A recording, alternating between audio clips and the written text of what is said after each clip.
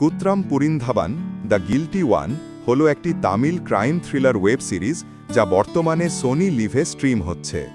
সিরিজটির মূল চরিত্র ভাস্করন পশুপথী একজন অবসরপ্রাপ্ত হাসপাতালের কর্মী। তিনি তার স্ত্রী ও গুরুতর অসুস্থ নাতির সাথে একটি গ্রামে বসবাস করেন। নাতির জীবন রক্ষার জন্য তার একটি অত্যন্ত জরুরি ও ব্যয়বহুল অস্ত্রোপচার প্রয়োজন, যার জন্য তিনি তার অবসরকালীন অর্থের জন্য অপেক্ষা করছেন। তার আর্থিক অবস্থা খুবই নাজুক এবং যে কোনো ঝামেলা তার নাতির চিকিৎসা আটকে দিতে পারে। একদিন গ্রামের মন্দিরের উৎসব চলাকালীন ভাস্করনের প্রতিবেশী সলোমনকে মৃত অবস্থায় পাওয়া যায় এবং তার মেয়ে মার্সি নিখোঁজ হয়ে যায়।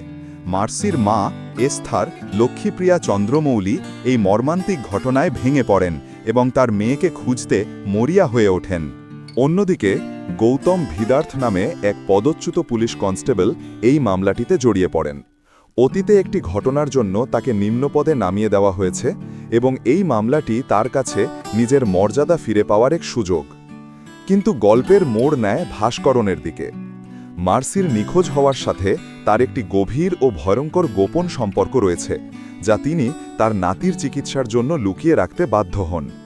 একটি ভালো কাজ করতে গিয়ে তিনি এমন এক জটিলতার জালে জড়িয়ে পড়েন যা তার জীবন, বিবেক এবং তার পরিবারকে বিপদের মুখে ঠেলে দেয়। সিরিজটি 7টি তীক্ষ্ণ পর্বে সাসপেন্স, ভুল পথে চালিত করা এবং চরিত্রকেন্দ্রিক টেনশনের মাধ্যমে এগিয়ে চলে। দোষ, জানা সত্ত্বেও নীরব থাকার দোষ, লুকিয়ে রাখার দোষ, বেঁচে থাকার দোষ, এই বিষয়গুলো প্রতিনিয়ত গল্পে ঘুরে ফিরে আসে।